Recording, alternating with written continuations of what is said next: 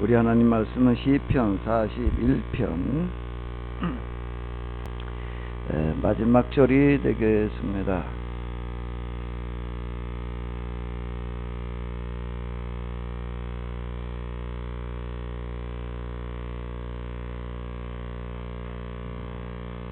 (41편) 13절이 되겠습니다.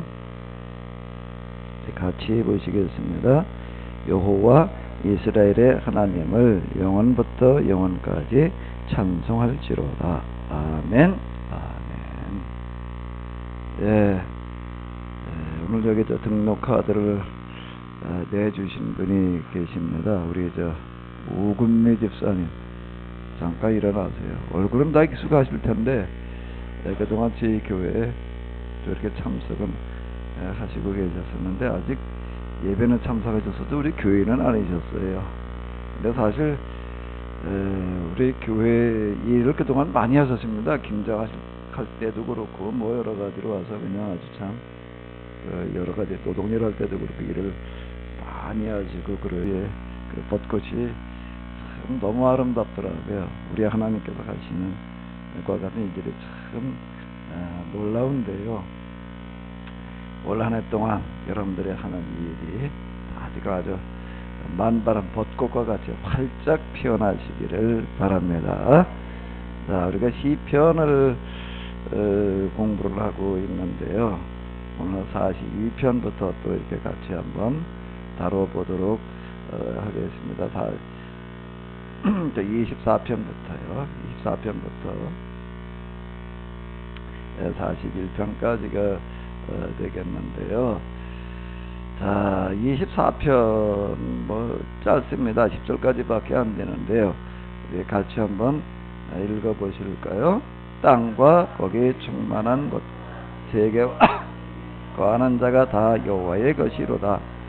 여호와께서 그 터를 바다 위에 세우시며 강들 위에 건설하셨도다. 여호와의 산에 오를 자 누구며 거룩한 곳에 설 자 누군고. 곧 손이 깨끗하며 마음이 청결하며 뜻을 허탄한 데 두지 아니하며 거짓 맹세치 아니하는 자로다. 그의 복을 받고 구원의 하나님께 의를 얻으리니 이는 여호와를 찾는 족속이요 야곱의 하나님의 얼굴을 구하는 자로다. 문들아 너희 머리를 들지어다. 영원한 문들아 들릴지어다. 영광의 왕이 들어가시리로다.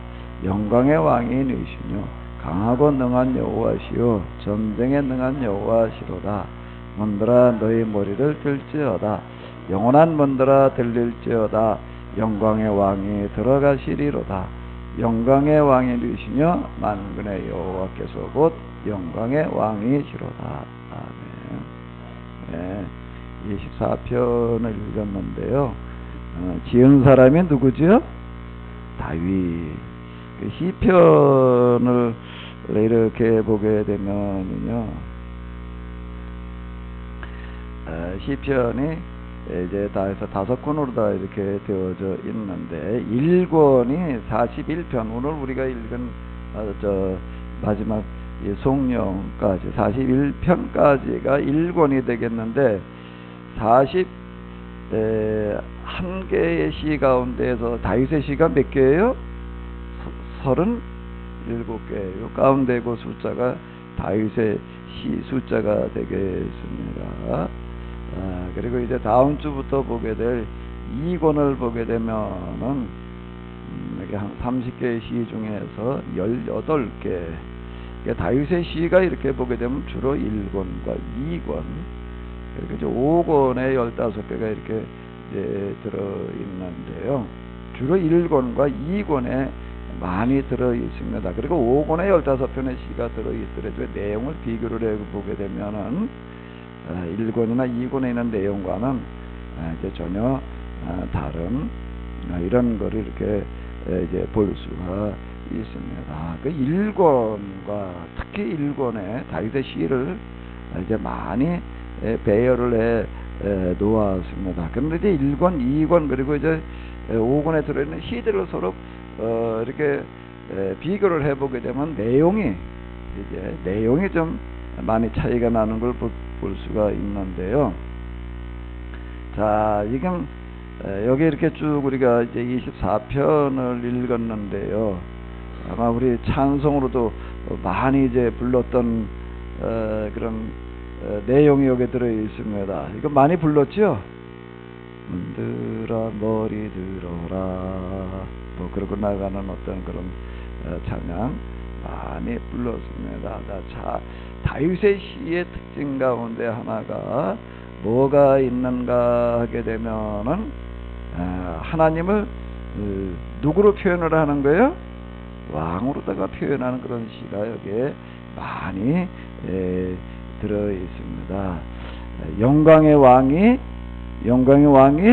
누구시뇨? 만군의 여호와께서 곧 영광의 왕이시로다라고 이렇게 하는 이런 표현들, 이제 왕중왕, 이제 만군의 왕, 이제 그런 표현들이 많이 이제 나오고 있습니다. 그러니까 다윗의 시의 특징 중에 이제 이렇게 하나가 되겠는데요. 예수님께서는 하나님을 표현을 하실 때 왕이라는 표현을 쓰셨을까요? 안 쓰셨을까요? 많이 쓰셨어요? 안 쓰셨어요. 그 예수님 왜 하나님 왕이라는 표현을 안 쓰셨을까요? 왜 예수님 왕이라는 표현을 안 썼는데, 근데 시편에 특히 누구의 시 가운데 많이 들어있다고요? 다윗의 시 가운데 보게 되면 하나님을 왕이라고 이야기하는 그런 표현들이 많이 나오고 있어요. 그러면 왜 다윗의 시 가운데에는 다윗은 왜 하나님 왕이라고 이렇게 표현을 많이 했을까요? 오늘 우리는 별 생각 없이요, 하나님은 그냥 왕이시다, 왕중왕이시다, 자, 이런 표현들을 이제 많이 쓰게 됩니다. 근데 자, 하나님은 왕이라고 그러는 그 표현법은 모두 이제 우리가 이 성경이 쓰여질 당시 그 당시의 배경으로 들어가서 이제 우리가 이렇게 좀 볼 필요가 있는데요. 그 시대에 왕 노릇하던 사람들은요, 이제 그 고대로 들어가게 되면 다 이제 다신종교 시대가 돼가지고 개인에게도 그 신이 있고, 또 이제 자기 가정에도 신이 있고, 또 이제 민족이나 국가에도 또 이렇게 신이 있습니다. 그 중에도 이제 왕이 된 사람, 이제 그 사람의 신이 그 나라의 신이 되는 거예요. 그러면 그 나라의 왕이 된 사람은 그 신을 꼭 뭐라고 표현을 하려고 그럴까요? 뭐라고 표현하려고 그럴까요? 왕으로 표현하려고. 내가 섬기는 신이 왕. 근데 그 왕인 신이 나에게 뭘 줬는가 하면 이런 왕의 권세를 주었다라고 이렇게 연결시키게 되는 겁니다. 그래서 이게 신상을 또 만들어요. 신상을 만들어 가지고 이렇게 보게 되면 이제 그 신상을 꼭 이제 어떤 거기다 왕권을 부여를 합니다.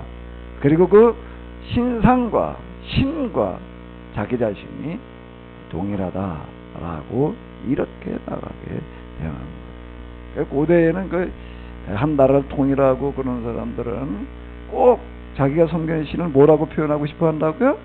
왕. 왜 왕으로 표현하고 싶어 한다고요? 왜 그럴까요?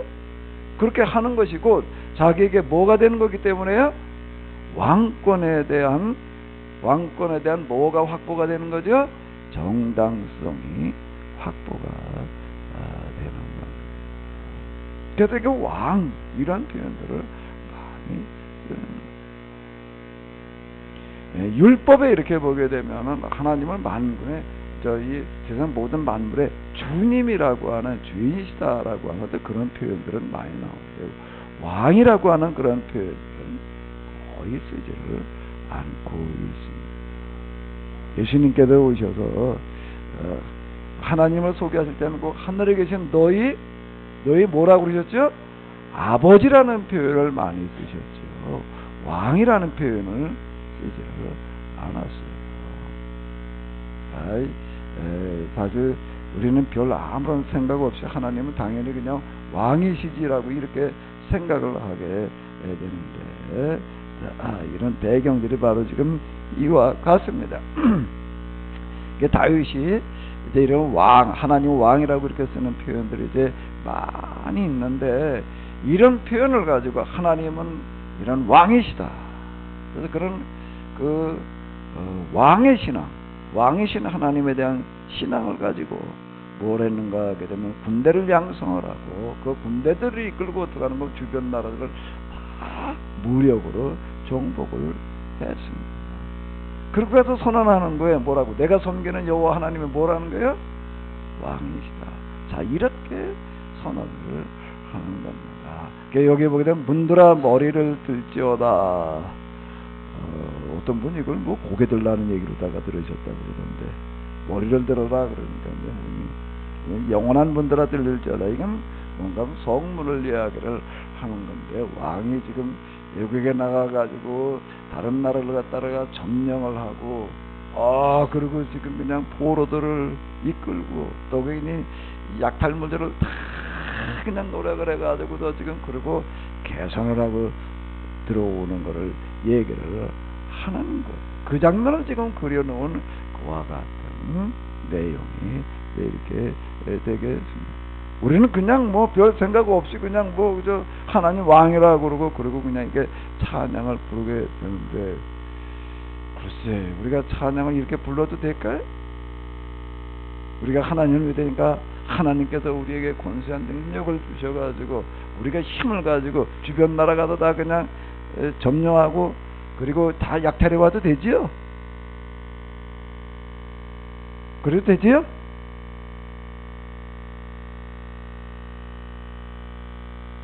그런데 여기 지금 다윗의 시 가운데는 그런 내용들이 많이 들어있어요. 지난날 우리 기독교 역사를 이렇게 보더라도요,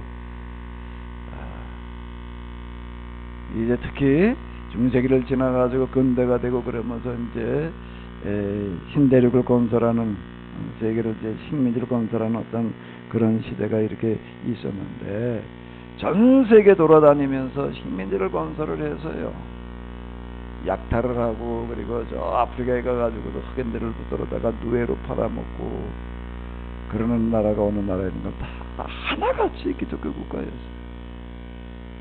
하나같이 기독교 국가였습니다.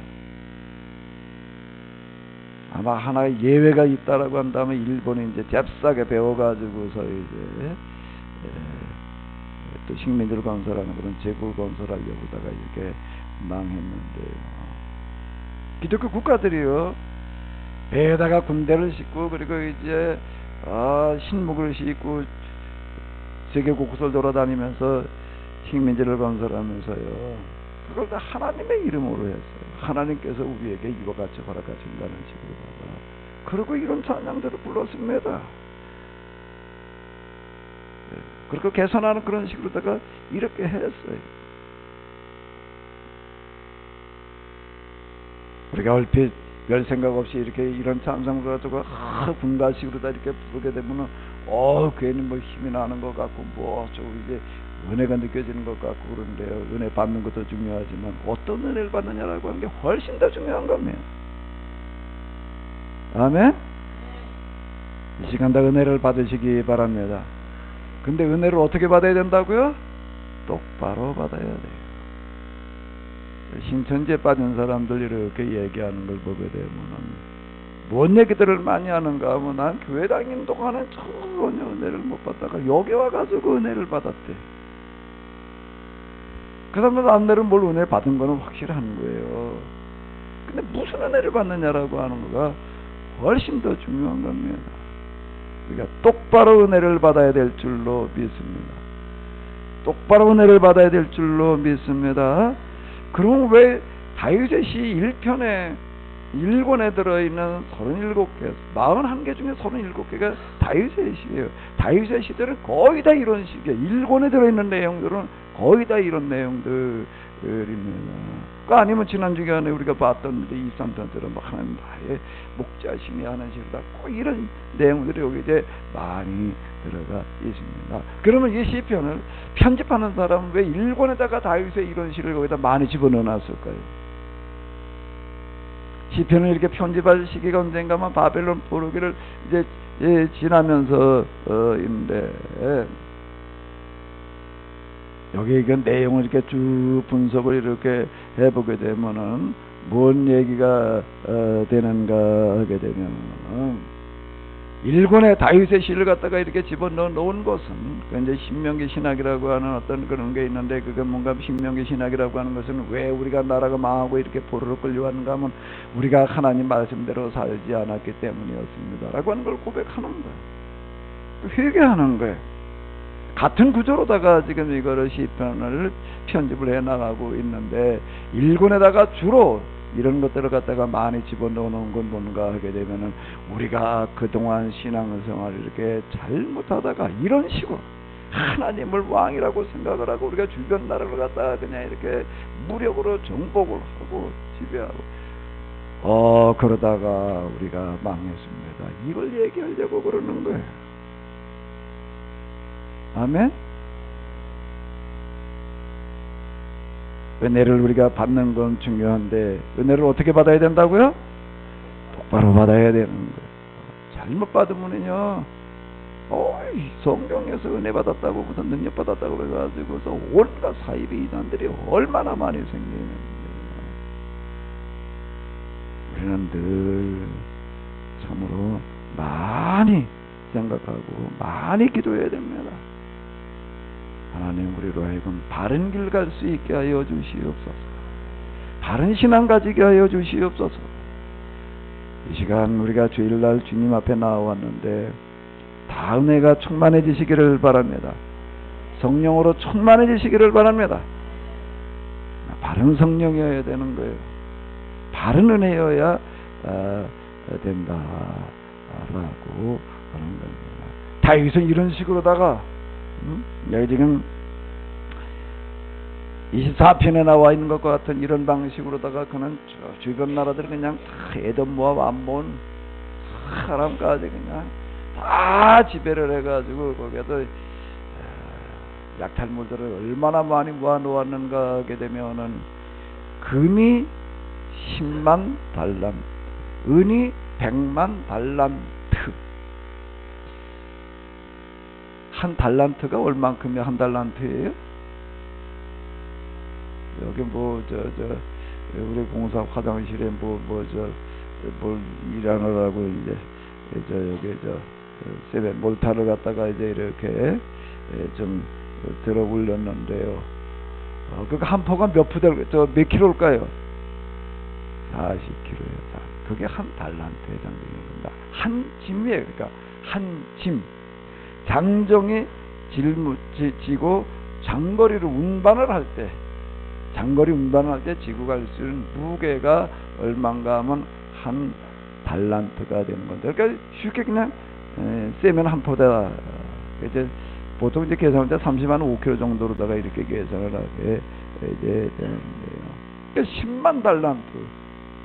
은은 얼마요? 100만 달란트. 무슨 얘기가 되는 거예요? 지배한 그런 나라에 가가지고서 약탈할 순간 다 털어냈다는 거예요. 여기 어디 지나가다 보니까 문방구 뭐 이런 데다가 뭘 갖다가 써놨는가 하면 금리빨 삽니다. 난 우리 문에 들어서 이게 무슨 소린가? 금리빨을 산다는 얘기가 진짜 이빨을 산다는 얘기가 문방구에다 이빨 산다고 써붙여놨더라고. 나 들어가서 좀 한번 내가 물어봐야 되겠어. 도대체 그 이빨 가지고 가서 팔라고 하는 사람이 있는지. 나치 시대에 보게 되면 유대인들을 갖다가 이렇게 붙들어다 놓고서 입 벌리라고 해가지고 금이빨 한 사람이 있으면 어떻게 했어요? 강제 그거 다 뽑았다고요. 그런 거 영화 장면에 보면 그런 거 있습니다. 금을 10만 달란트나 모아온다라고 하게 되면 가가지고 이빨까지 다 뽑아야 될 노릇이지. 정말 그랬어요. 은이 100만. 거기다가 뭐 구리를 얘기를 하는 건데요. 지금도 그거 구리값이 엄청 비쌉니다. 그 구리, 그 다음에 철. 고대에 있어서 철이라고 하는 어떤 이런 것이 기원전, 이게 1000년 전 얘기, 기원전 1000년이니까 지금부터 3000년 전 얘기가 되는 건데요. 지금 3000년 전, 그래도 철기시대 된 지 얼마 안 됐을 정 얘기예요. 그때 철이라고 하는 거가 이게 지금의 쇠하고는 개념이 달라요. 우리나라 이게 역사 이렇게 얘기하는 거 보게 되면 이제 가야라고 하는 그런 나라들이 있었는데, 그 가야가 뭐가 발달했는가 하면 이제 철이 발달을 해가지고, 일본이 가야에 와가지고 철을 사가느라고 뭘 어떻게 했다. 그 쇳덩어리 갖다가 요렇게 하나 만들어 놓고, 그게 고가에 거래되는 어떤 이런 것들을 갖다 우리가 이제 역사에서 만나볼 수가 있는데, 쇠라고 하는 건 아예 그건 뭐 무게 달기를 포기했다. 너무 많아가지고. 자, 이렇게 얘기를 하고, 그다음 목재 또 석재라고 이렇게 얘기를 하고 있습니다. 그 약탈물에다가 이렇게 열거해 놓은 걸 보게 되면, 그 목재, 특히 석재라고 하는 건 어디서 나오나? 가가지고 이렇게 봐가지고 집도 쓸만한 거 있으면 다 헐어가지고 나무고 돌이고 다 가져왔다는 얘기가 되는 거예요. 세상 전쟁사에 있어도 집을 헐어가지고 목재와 석재까지 집어가는 그런 전쟁이 있었을지. 근데 지금 다윗은 그랬다는 얘기예요. 금전보람과 하나님께서 만군의 왕이셔서 그 하나님 우리로 하여금 이기게 해가지고 이렇게 승리했다.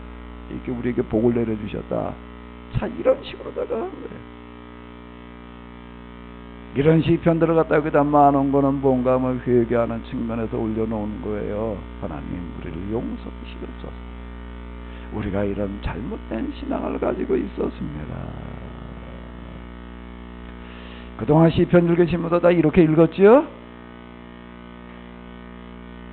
23편, 미국인들이 제일 좋아하고 아마 기독교인들 가운데 가장 좋아한다라고 얘기할 수 있는 그런 23편도 회개의 측면에서 올려놓은 겁니다. 그거 읽고 그냥 그대로 은혜 받으라는 이야기가 아니에요. 이 성경을 해석한다는 건 이건 참 어려운 얘기가, 정말 쉬운 얘기가 아닙니다. 이건 정말 성령의 감동으로 기록되어진 성경은 성령의 감동이 아니고서는 이건 해석하기 쉽지 않아요.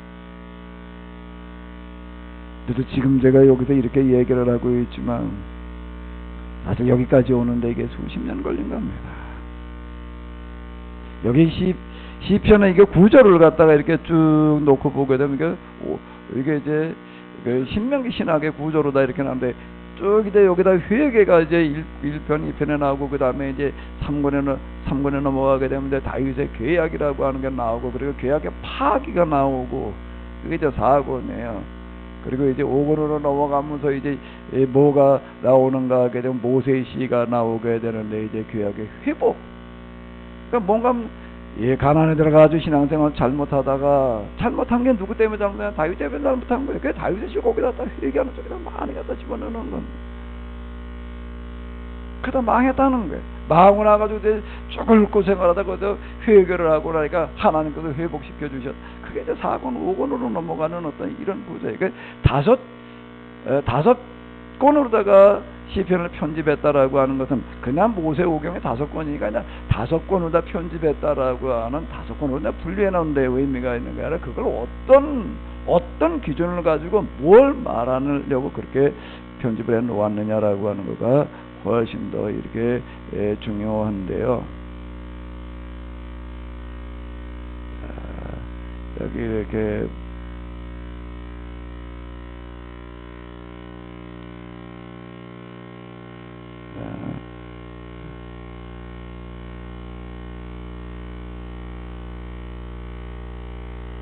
구절을 말하는데 조금 더 아주 부분을 보고 넘어가도록 하겠습니다.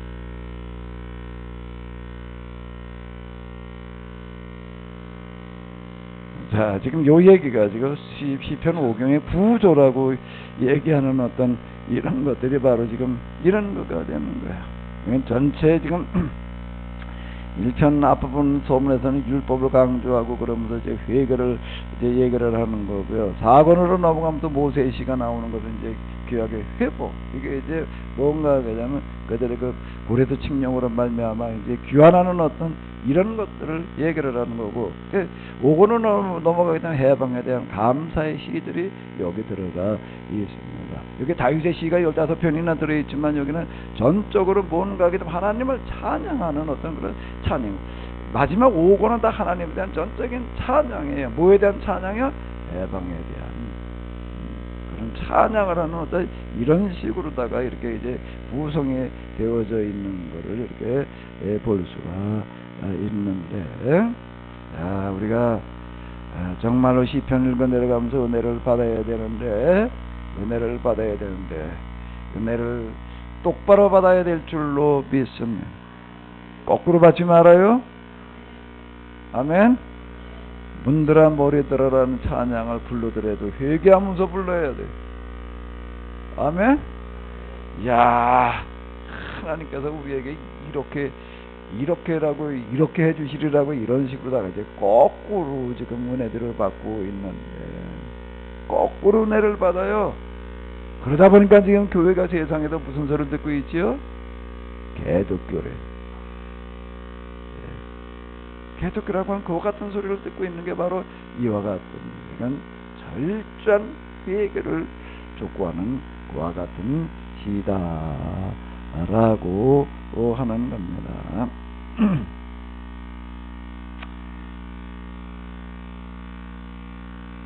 그러니까 다 볼 수는 없고요. 27편을 또 좀 이렇게 볼까요? 자, 여기서 한 5절까지만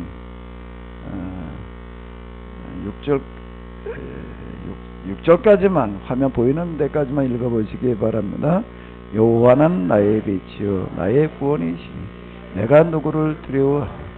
여호와는 내 생명의 능력이시니 내가 누구를 무서워하리요.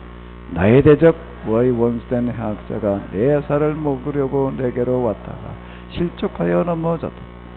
군대가 나를 대적하여 진칠지라도 내 마음이 두렵지 아니하며 전쟁이 일어나 나를 치료할지라도 내가 오히려 안연하리로다. 내가 여호와께 청하였다 한 가지 일 곧 그것을 구하리니 곧 나로 내 생전에 여호와의 집에 거하여 여호와의 아름다움을 낭망하며 그 전에 사모하게 하실 것이라. 여호와께서 환난 날에 나를 그 초막 속에 비밀히 지키시고 그 증거는 은밀한 곳에 나를 숨기시며 바위 위에 높이 두시리로다. 이제 내 머리가 나를 두른 내 원수에 들리리니 내가 그 장막에서 즐거운 제사를 드리겠고 노래하여 여호와를 찬송하리로다. 아멘. 자, 여기까지 읽었는데요. 도대체 이건 또 어떻게 읽어야 될 것인가? 여호와는 나의 빛이시여 나의 구원이시니 내가 누구를 두려워하리요. 여호와는 내 생명의 능력이시니 내가 누구를 무서워하리요. 얼마나 좋아요, 그죠? 그죠? 여호와는 나의 빛이시여 나의 구원이시니 내가 누구를 두려워하리요. 여호와는 내 생명의 능력이시니 내가 누구를 무서워하리요. 시편에 보게 된 이 비단 구절들이 많이 있고요. 읽으면 저절로 은혜가 돼요. 이스라엘 역사에서도 그렇고 기독교 역사에서도 그 시편을 내려가면서 사람들이 시편은 제일 많이 읽었는데 왜 많이 읽었는가? 읽으면 좋으니까, 은혜가 되니까. 근데 어떤 은혜들보다는 나 이런 식의 은혜를 받는 거예요. 나의 대적 나의 원수된 해악자가 내 살을 먹으려고 내게로 왔다가 실족하여 넘어졌더라. 내가 이제 4절을 한번 이거 다시 한번 보실까요? 다 같이 시작. 내가 여호와께 청하였던 한 가지 일 곧 그것을 구하리니 곧 나로 내 생전에 여호와의 집에 거하여 여호와의 아름다움을 낭망하며 그 전에서 사모하게 하실 것이라. 또 그 다음에 6절도 한번 읽어봐봐요.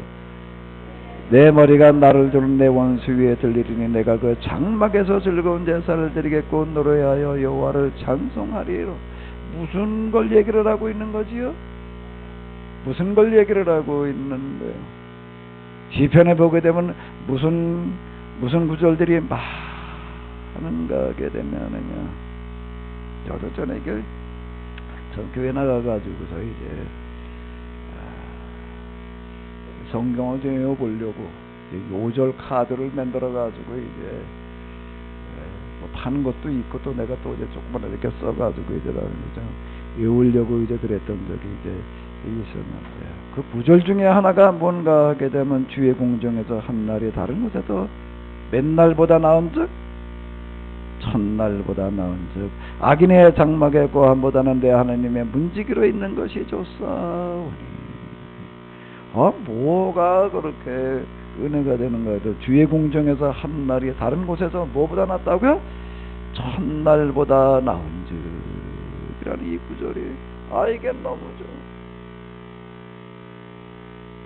시편에 보게 되면 이런 비슷한 구절들이 많이 있습니다. 많이 있는데 여기 하나님의 무슨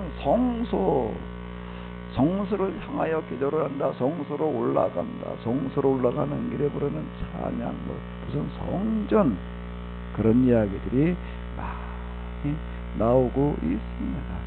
내가 여호와께 청하였던 한 가지 일곧 그것을 구하리니 곧 나로 생전에 여호와의 집에 구하여 여호와의 아름다움을 낭망하며 그 전에서 사모하게 하실 것이라. 다윗의 평생 소원이 뭐였는가 하면 성전을 짓는 거였습니다. 평생 소원이었어요.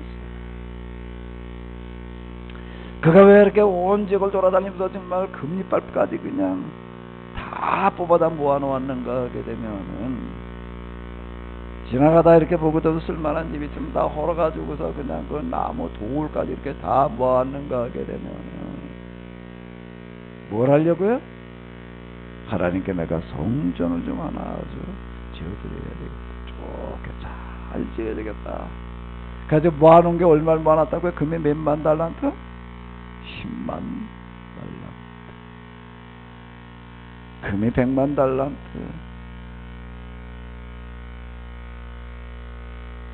은이 100만 달란트. 놋과 철은 셀 수도 없을 만큼 많았다 말이에요. 그걸 왜 그렇게 모아놨는가 하면 하나님 앞에 내가 성전을 좀 잘 지어드려야 되겠다, 이런 개념으로, 이런 신앙이었는데, 그 성전에서 내가 이제 뭔가 하면 이제 내 머리가 나를 두른 내 원수 위에 들리리니 내가 그 장막에도 즐거운 제사를 드리겠고 노래하여 여호와를 찬송하리로다. 내 머리가 나를 두른 내 원수 위에 들리리. 내가 수비한 모든 나라를 다 지배하고 정복해도 여기 내가 이제 이렇게 제국을 건설해 놨으니 내가 하나님의 전을 져놓고 그곳에서 내가 뭘 드리겠다고요? 무슨 제사? 즐거운 제사를 드리겠고 노래하여 여호와를 찬송하리로다. 하늘의 하나님께서는 이 즐거운 제사, 이 노랫가락을 어떻게 들으실까요? 어떻게 들으실 것 같아요? 기뻐 받으시겠죠? 기뻐 받으시지 않을까요? 다윗은 즐거운 제사를 흥겨운 노래로 드리겠지만 지금 이빨까지 뽑힌 사람은 어떨까?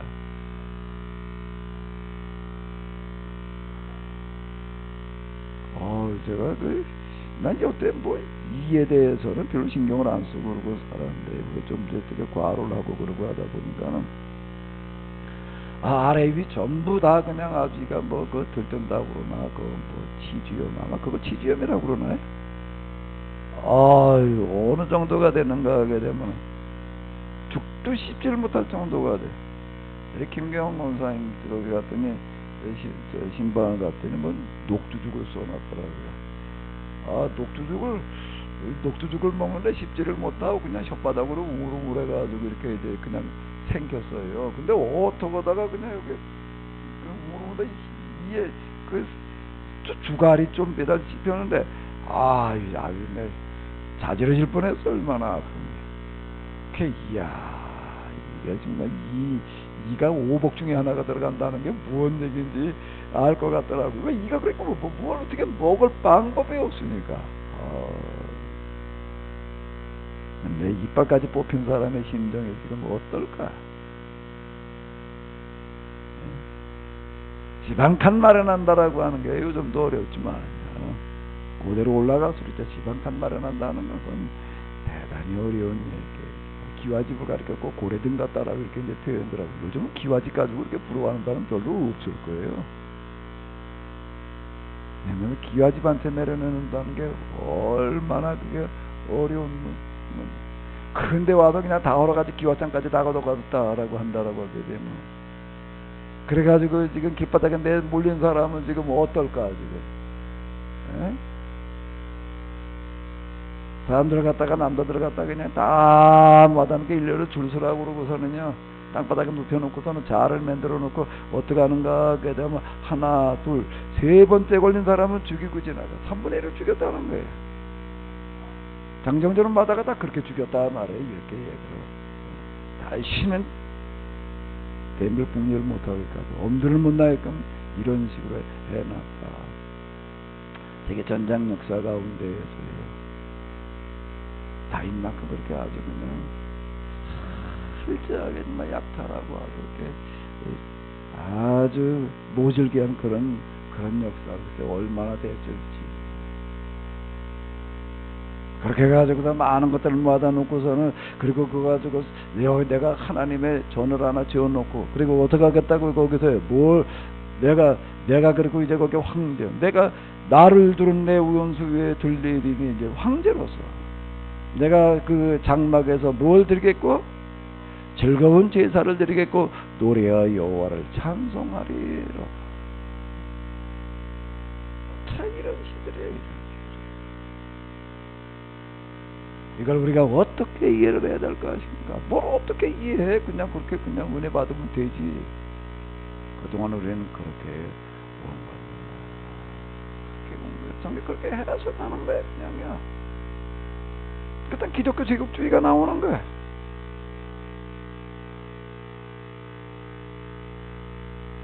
세계 기독교 역사 이래로요, 우리나라만큼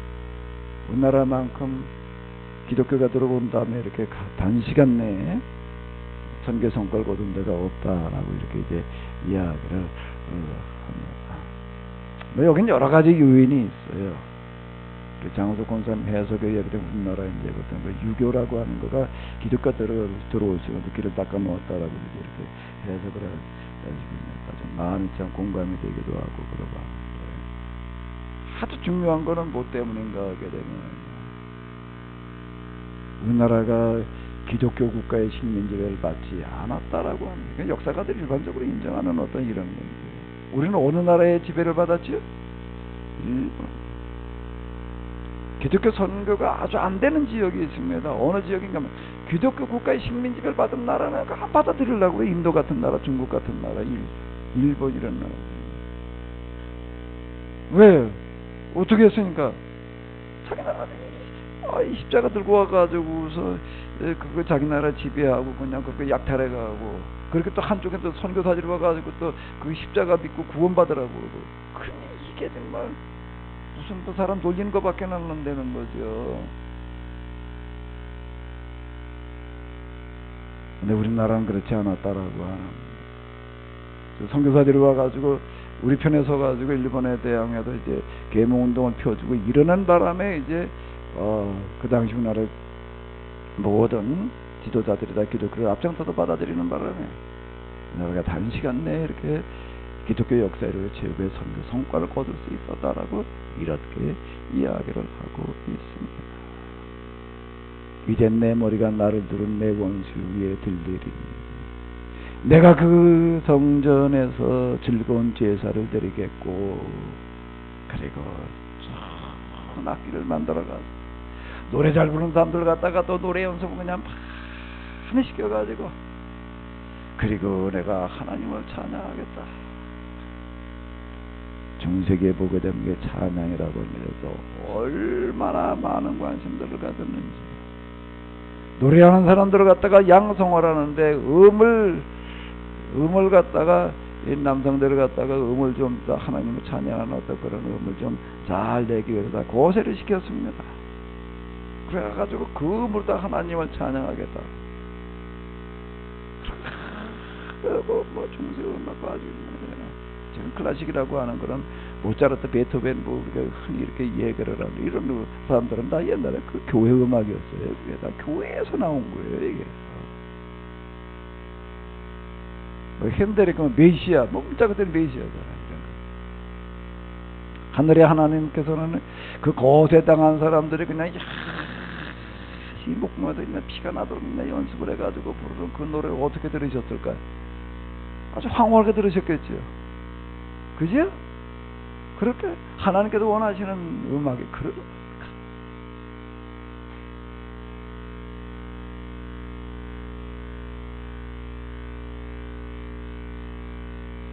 다윗에게는 정말로 하나님에 대한 어떤 나름대로 신앙이 있어서 정말 하나님의 집 좀 한번 내가 지어드려야 되겠다라고 어떤 그런 게 있어.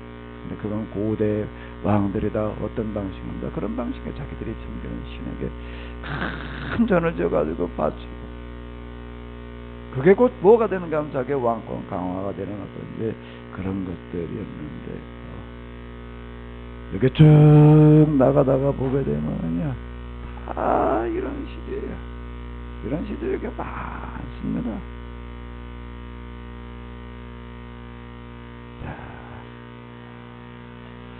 한번 또 읽어보시기 바랍니다. 28절에 여호와여 내가 주께 부르짖으오니 나의 반석이여 내게 귀를 막지 마. 주께서 내게 잠잠하시면 내가 무덤에 내려가는 자와 같을까나이다. 내가 주의 성소를 향하여 나의 손을 들고 주께 부르짖을 때 나의 간구하는 소리를 들으소서. 참 은혜롭지요. 내가 주의 성소를 향하여 나의 손을 들고 주께 부르짖을 때 나의 간구하는 소리를 들어서 이게 성전, 성소, 무슨 거룩한 산, 뭐 이제 그런 표현들이 이제 많이 나오고 있습니다.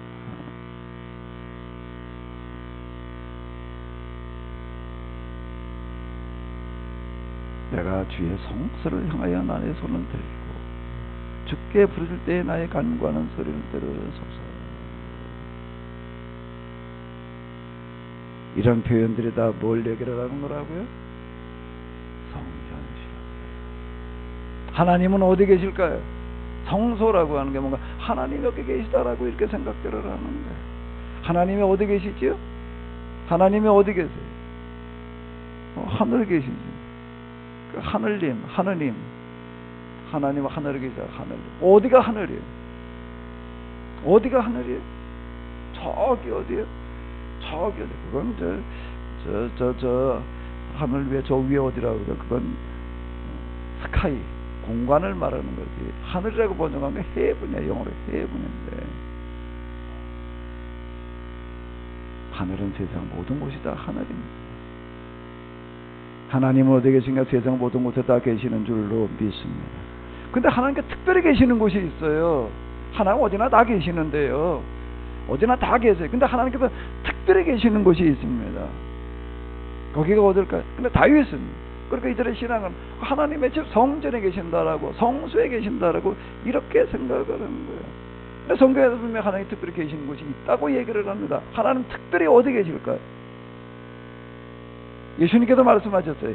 두세 사람이라도 내 이름으로 모이는 곳에는 나도 그들 가운데 있느니라. 아멘. 두세 사람이라도 무슨 이름으로 모이는 곳에? 예수님의 이름으로 모이는 곳에는 나도 그들 가운데 있느니라.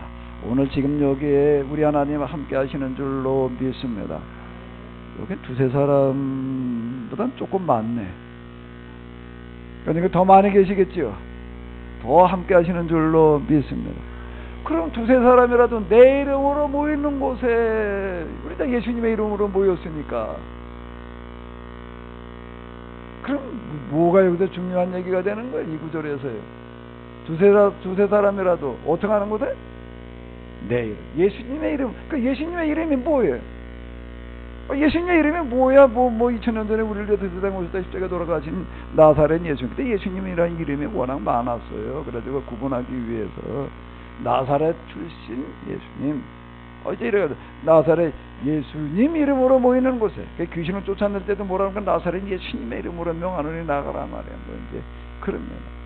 나사렛 예수님의 이름으로 모이는 곳에 우리 주님께서 함께 하시는 줄로 믿습니다. 그럼 나사렛 그럼 뭐가 중요한 거죠? 예수님의 이름이 도대체 뭐예요? 칭호? 우리는 칭호로 생각을 합니다. 칭호로 생각을 하고 예수님을 부르는 그 칭호의 이름으로 모이는 곳에 거기에 함께 하신다. 그 무당의 이름으로는 안 되는 거고 무슨 사실적 이름으로는 안 되는 거고 다른 신의 이름으로는 안 되는 거예요. 예수님이라고 불리는 그 칭호의 이름으로 보이는 곳이라고 이렇게 생각을 하는. 그럴까요? 그럼 뭐가 조금 이상해. 뭐가 좀 이상한 거예요. 칭호로 다 모이는 곳에까지 무조건 함께 하신다. 그럼 뭐가 문제가 되는 거죠?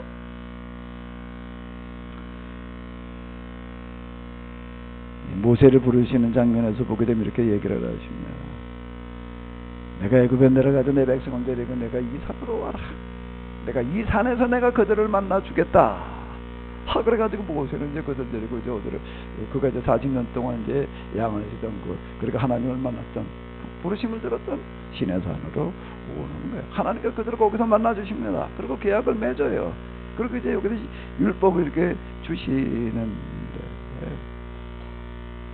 거기까지 오느라고 이 사람 나도 엄청 고생을 했어요. 그 지적 펼쳐놓고 보게 되면 그 시내산이라고 하는 어떤 이런 곳은 그 가나안으로 가는 데하고는 완전 딴 곳이에요. 완전 딴 곳 광야로 가다 거기까지 가느라고 그냥. 왜 하나님께서 왜 거기서 만나 주시겠다고 그러나? 그거 특별하다는 거예요. 그 시내산 호렙산, 시내산 계약, 그 산에서 계약을 맺었다라고 합니다. 왜 하나님께서 그 산에서 계약을 맺으시나? 그 경관이 좋은가? 경치가 좋은가? 아니면 무슨 특별한 무슨 강화도 가니까 무슨 만이산이라고 하는 무슨 산이 있더라. 거기 뭐 이제 한번 올라가다 보니까 거기 안내문에 뭐라고 쓰여 있는가 하게 되면 인공위성을 가지고서 이렇게 지구 사진을 찍었는데 아주 특별하게 광채가 나는 지역이 있더래. 특별하게 광채가 나는 지역이 있어가지고 그거 어딘가 보니까 강화도 만이산이래요. 그거 왜 그런가 하고 이렇게 봤더니 거기가 지구에서 기가 제일 센 곳이래. 뭐가 세다고요? 그 기 받고 싶은 사람 거기 가셔. 그 단군이 거기 와가지고서 그 뭐 이렇게 한 어떤 그런 거 그래서 그렇대요. 거기 뭐 기 무슨 저 수치를 거기 이렇게 올려놨더라고요. 내가 잊어버렸는데요.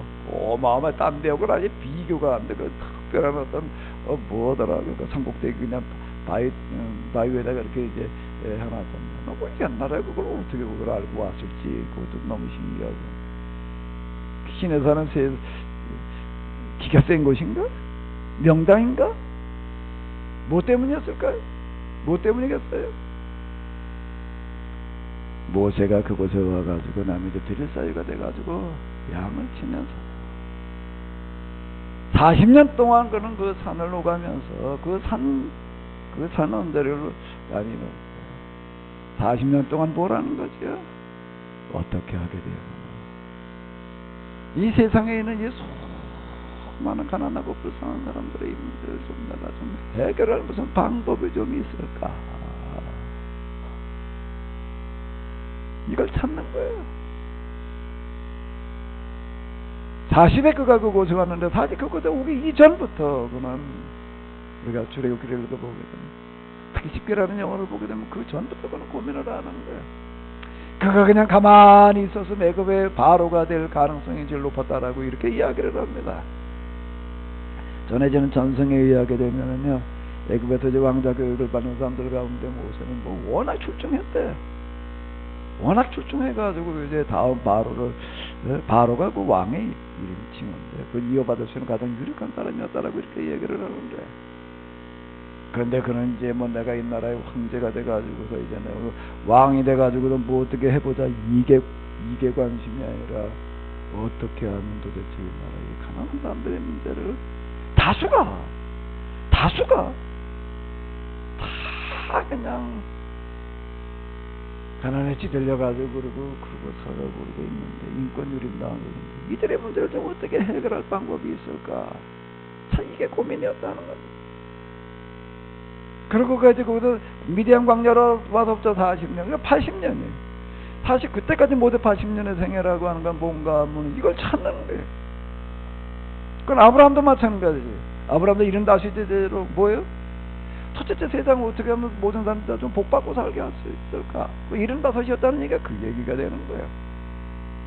보통 뭐 하나 찾아내려면 한 80년 해야 되나 봐. 그럼 아브라함의 나이가 75이었다라고 하는 거 그냥 뭐 육체 나이 75도 말하려고 하는데 75이 되도록 그는 이걸 가지고 실험을 했다는 겁니다. 그때 하나님께서 말씀하시는 내가 이제 복이 되어라. 내가 이제 복의 근원이 되어라. 아멘 좀 해요. 이 자리에 오신 여러분들이 다 모두 복의 근원이 되시기 바랍니다. 내가 너와 내 자손을 통해서 이 세상 모든 사람이 다 복받게 하리라. 모세도 마찬가지. 나 80대로 이걸 가지고 실험을 하는 거예요. 그러다가 그는 찾아내는 게 뭔가 하면 야 하나님을 바꿔야 된다는 거예요. 신앙을 바꿔야 된다는 겁니다. 기존에 그런 하나님 그런 신앙 가지고도 맨날 신전이나 져가지고 남나라 약탈해가지고도 그냥 그 왕노릇이 해먹으려고 하는 그런 신학 가지고는 안 된다는 거예요. 근역에 도달하는 거 그럼 진짜 하나님이어야 되는데 진짜 하나님은 분명히 있을 텐데 진짜 하나님은 이런 걸 원하지 않았을 텐데 이 하나님을 찾는 거예요. 그러다 그는 그 하나님을 만나는 겁니다. 하나님께서 말씀하시는 거예요. 내가 나를 찾아내 내가 너를 통해서 하비르들의 문제를 해결하겠다. 내가 그런 애굽에 내려가서 그 사람들이 여기로 와라. 왜 여기? 거기가 무슨 명당이어가지고 거기 기가 세가지고서 무슨 특별해서 그런 거야? 특별한 무슨 자리여서 그런 거야? 그 자리보다 더 적절한 곳은 없기 때문에 왜? 여기 40년 동안 모세에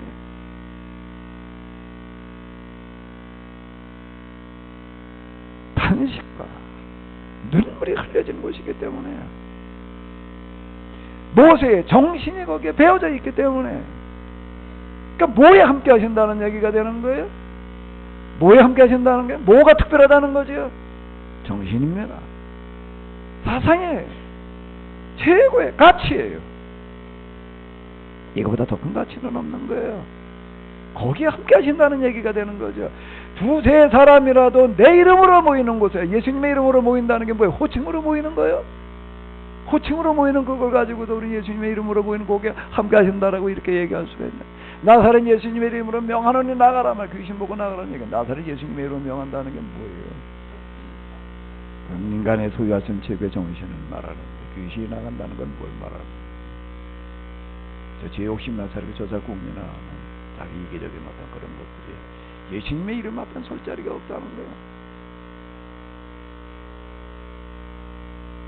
우리 하나님은 특별한 곳에 함께 하시는 줄로 믿습니다. 그게 뭐예요? 장소예요? 이름이에요? 아니에요. 그 의미이고 정신입니다. 오늘 이 자리에 오신 여러분들 모두에게는 정말로 하나님께서 함께 하시는 시간이 되시기를 바랍니다. 뭐가 어떻게 될 때요? 교회라고 하는 곳이 뭐 어떤 곳이에요? 뭐 그냥 뭐 여기 뭐 한 줄 동안 세상에서 시달리고 있다가 교회 와가지고 하나님 와서 위로받고 뭐 평안을 얻어가지고 돌아가는 거 그런 거라면 세상 동호회 얼마든지 있어. 그 교회 안에고도 얼마든지 가능해요.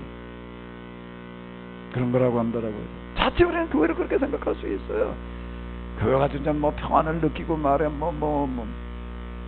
기독교 2000년보다 그러다 망한 거예요. 그러다 개독교가 돼가고 있는 겁니다.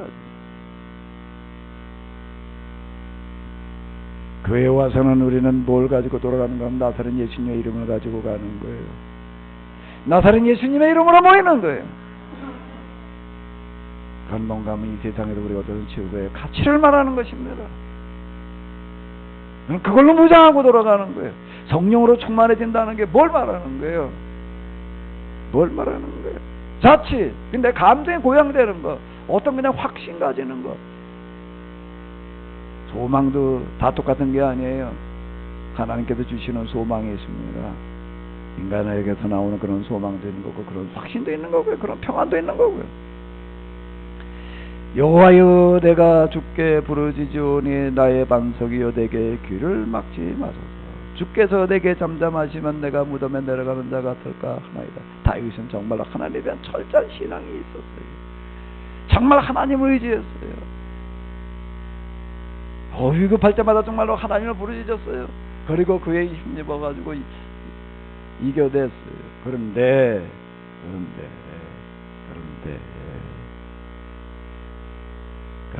뭐가 빠져 있는가? 뭐가 빠진 거예요? 율법이 빠지는, 율법의 정신이 빠지는 거예요. 모세의 정신이 빠지는 거예요. 그건 다윗식 신앙이에요. 다윗식 신앙.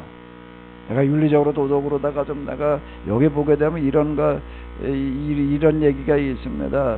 이게요.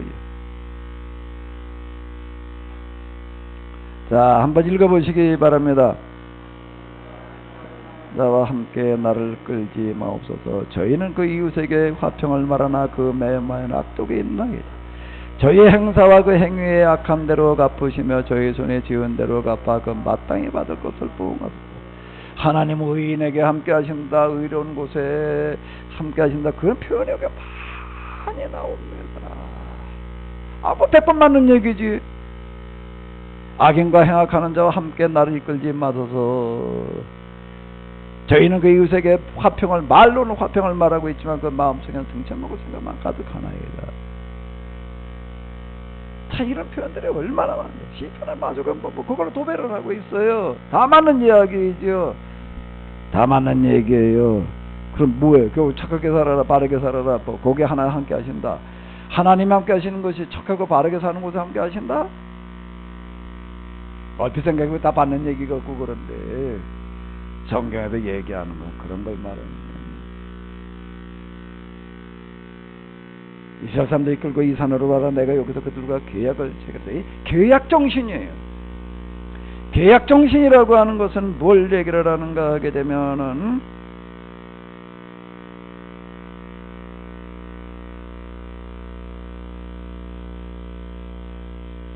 그 이전에 먼저 다윗식 신앙이라고 하는 거를 이렇게 보자고요. 원수, 악인, 죄인, 그런 얘기들이 많습니다. 세상에서 좀 옳지 못하게 사는 사람도 다 원수, 악인, 죄인 그렇게 몰고 가는 거예요. 의인은 뭔가 막 하나님을 경배하고 경건하게 찬양하고 하나님을 섬기는 거, 하나님 의지하는 거, 그걸 의인이라고 이렇게 이야기를 하고 있습니다. 그거 다 맞는 얘기 같아요. 이게 기준을 가지는 게 중요한 건데요. 하나님은 어떤 하나님이신가 하면은 한번 읽어봐봐요. 맞아요, 틀려요? 100번 맞는 얘기죠. 100번 맞는 얘기죠. 신앙이라고 하는 건 뭐예요? 죄를 범하지 않고 오직 하나님만, 성전, 제사, 기도, 신뢰, 이러는 거지 뭐. 이게 지금 다윗식 신앙이 되는 겁니다. 나는 세상 사람들 저렇게 악하지 않으니까 하나님, 나는 결백하다, 나는 완전하다, 나는 죄가 없다, 이렇게 생각을 하는 거예요. 하나님께서 나와 함께 하시고 나를 지켜주고 나를 보호해 주실 거다, 나 그런 자격이 있다라고 그러고 나가는 거예요. 하나님이 나와 함께 하시기 때문에, 하나님은 죄인을 싫어하기 때문에 저런 죄인들이 감히 나를 지배하지 못합니다. 그리고 저런 죄인들은 내가 가도 또 지배해도 된다라고 하는 그런 식이 되는 거예요. 이 논리예요, 지금. 그 논리인데, 그러면 율법이라고 하는 것은 뭘 얘기를 하는가 하게 되면은, 자, 여기 파란색, 여기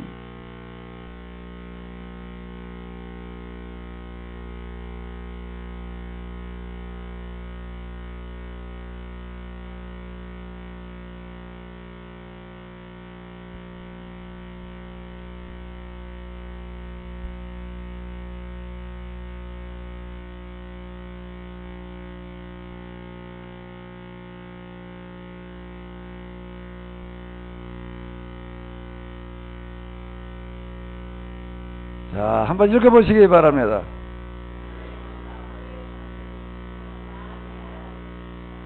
그래서요, 하나님은 어떻게 하신다는 거예요? 그 다음에는요, 바로 이 부분인 거예요. 지금 계약 공동체, 이 산으로 와라, 내가 그들과 계약을 맺겠다라고 하는 건 뭔가 내가 너희를 통해서 그 문제를 해결하겠다. 이게 중요하기 때문에 우리는 우리의 경전의 이름을 뭐라고 부르는가 하면 계약의 책이라고 부르고 있습니다. 그래서 구약, 신약이라고 하는 것은 그 계약의 이름이에요. 바로 이 부분이 중요한 거예요. 그냥 하나님께 선한 사람에게 함께 하신다, 그런 개념이 이건 전혀 아닌 거예요. 이 계약을 실천하려고 하는 곳에 함께 하신다는 이야기가 되는 겁니다. 두세 사람이라도 내 이름으로 모이는 그곳이라고 하는 그것은 뭔가 우리가 이게 하나님 말씀대로라고 하는 그런 이야기가 그냥 막연하게 선하게 바르게 옳게 그런 걸 얘기하는 게 아니에요. 이 계약대로라고 하는 얘기가 되는. 이 계약을 의식하고 우리가 계약을 실천하려고 하는 그곳에 하나님께서 함께 하신다라고 하는 겁니다. 그게 사람 숫자가 중요한 게 아니라 비록 2명, 3명이라고 할지라도 거기에 함께 하시게 돼. 내가 그 일을 통해서 그 일을 하겠다. 이렇게 말씀을 하시는 거예요. 자, 한번 읽어보시기 바랍니다. 예, 공동체 내에도 율법을 실현해 세상에 이 율법을 실천하려고 하는 계약을 실천하려고 하는 여기에 함께 하시겠다라고 하는 그런 이야기가 되는 겁니다. 자, 그래서 뭐라고요? 다시 한번 읽어봐봐요. 세상 구원은 우리의 사명이며 존재. 자, 그 다음에 한 번 더요. 이 복음이라고 하는 건 율법을 피하는 것이 아니라 완전케 하는 거예요. 복음과 율법은 양자택일의 문제가 아니에요. 다시 한번 맨 밑에 한번 읽어보세요. 율법을 모르면 복음도 할 수가 없고 시편도 해석을 할 수가 없는 겁니다. 시편을 비롯한 성경 우리가 어떻게 해석을 해야 될 것인가? 해석의 기초는 율법에 있습니다. 시편을 아예 5권으로다가 편집을 해놨어요. 이스라엘 사람들은요, 바벨론 포로로 붙들려 망하기 이전에는요 율법 관심 없었어요. 그러고도 비로소 그때 율법을 다시 발견을 하게 되는데, 그게 배교, 하나님을 버렸다, 하나님을 배반했다는 그런 이야기가 막연한 이야기가 아닌 거예요.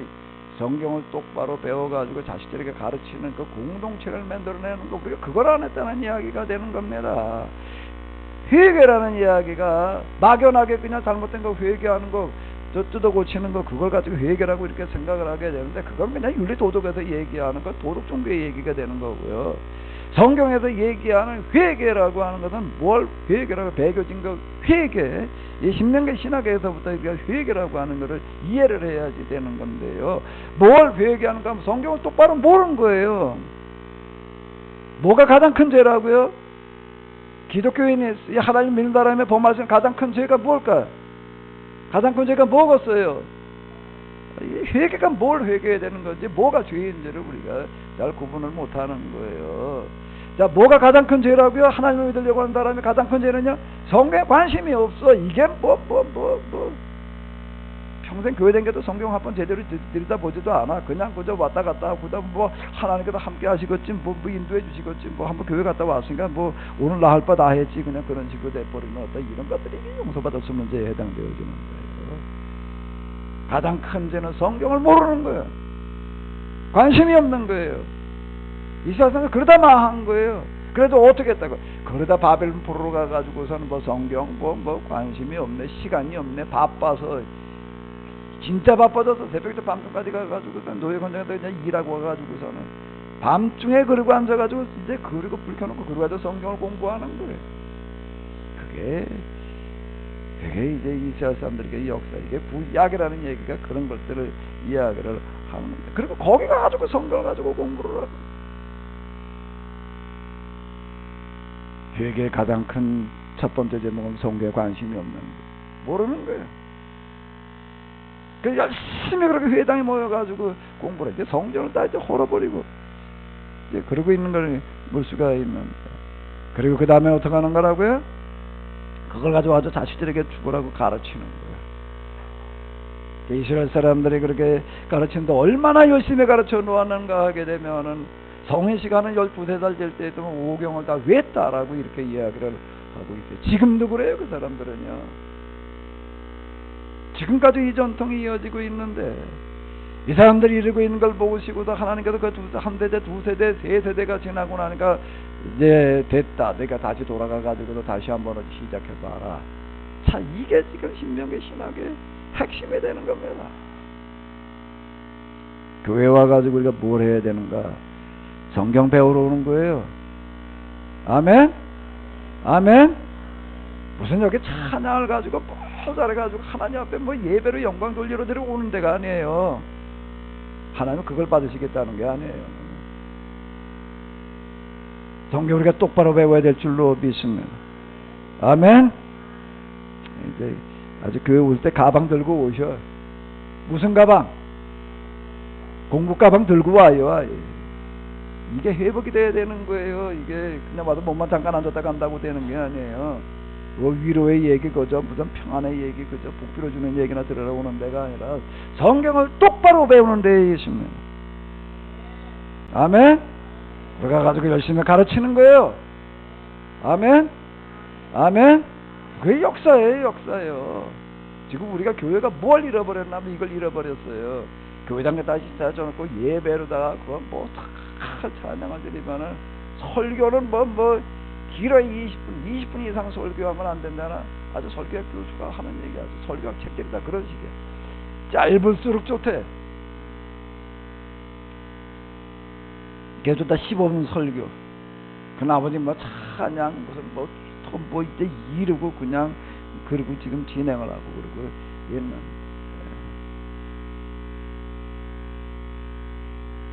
안식일의 정신이라고 하는 거는 무언가 안식일에 모여가지고 성경을 공부하는 데 있는 거예요. 그 때문에 그게 규약법이에요. 예수님께서 하시는 사역이라고 하는 걸 회당을 돌아다니시면서 가르치시는 데 있는 거예요. 성경을 가르치시는 데. 아멘.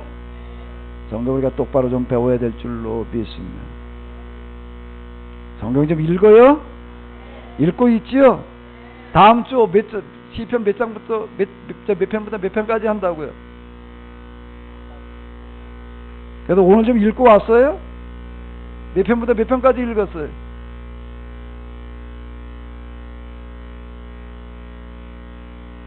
읽고 와요? 읽고 와요? 하나님의 명령과 말씀은 먼 데 있는 게 아닙니다. 가장 가까이 있는 걸 지키지 않으면서 하나님 무문한다라고 하는 거 말도 안 되는 얘기가 되는 거예요. 지켜요? 꼭 좀 읽어보시기 바랍니다. 그리고 좀 그다마도 좀 잘 좀 들으시고요. 제가 또 여지껏 써놓은 책들이 있습니다. 제가 지금 얘기하는 어떤 이런 것들을 십계명 주기도문이라고 하는데 이제 그 핵심을 제가 이렇게 좀 담아 놓았는데요. 우리가 성경을 좀 똑바로 깨우쳐서 하나님 말씀대로 살아야 될 줄로 믿습니다. 아멘. 아멘. 하나님 말씀대로 살아보시자고요. 한 절 동안 여러분들 세상에 나가셨을 때 정말로 하나님께서 함께 하시는 그와 같은 은혜가 있으시기를 바랍니다. 하나님 어디에 함께 하신다고요? 어디에 함께 하신다고요? 그 뭐예요? 정신이에요. 사상이에요. 그걸 신앙이라고 그러는 거예요. 신앙이라고 하나님 그냥 덮어놓고 믿기나 하는 걸 가지고 얘기를 하는 게 아니라 하나님이 계셔. 그분 믿으면 말이야. 그거 구원받고 그러고 하나님께 도와주시고 그걸 믿음이라고 그러는 게 아니고 그걸 신앙이라고 그러는 게 아니고 인간이 세상에서 가질 수 있는 최고의 정신과 최고의 사랑, 가치관으로 무장하는 것을 말하는 겁니다. 거기에 함께 하시는 줄로 믿습니다. 거기에 함께 하시는 줄로 믿습니다. 그게 빠지는 거예요. 그러니까 이제 그냥 의롭다는 게 뭐가 의롭다는 거예요. 세상에 악에 물들지 않고 남 등쳐먹지 않으려고 윤리 도덕 수준에서 자꾸 얘기를 하려고 우리는 그러고 있는데 뭐가 죄라고요? 교회 다니는 날에 본말씀 가장 큰 죄가 뭐라고요? 성경을 제대로 신앙을 제대로 알지를 못하는 게 가장 무서운 죄예요. 말씀대로 산다는 게 뭘 어떻게 하는 거라고요? 말씀대로 산다는 게 뭘 어떻게 하는 거라고요? 집에서 자식들에게 가르치는 거예요. 그게 회개였어요. 그게요. 그냥 우리 막연한 회개야. 그냥 막연한 회개. 그러다 여기까지 이렇게 오고 있네. 우리가 지금 수요일날 모여가지고서 지금 35명한테 조를 짜가지고서 누가복음들을 지금 공부해 나가고 있는데 여기 한번 이렇게 가만히 보시죠. 예수님께도 오셔서 무슨 일을 하고 계시는 것인지. 한 절 동안 우리 하나님으로 말미암아 이기고 승리하는 한 주간 되시기 바랍니다. 아멘. 이 표현은 말은 이렇게 할 수밖에 없는데 이제 받아들이는 건 어떻게 받아들이냐는 게 여러분들의 몫이야. 이제 우리 하나님께서 함께 하시기를 바랍니다. 우리 하나님으로 말미암아 이기고 승리하시기를 바랍니다. 아멘. 아멘. 네, 우리 다 같이 기도하시죠.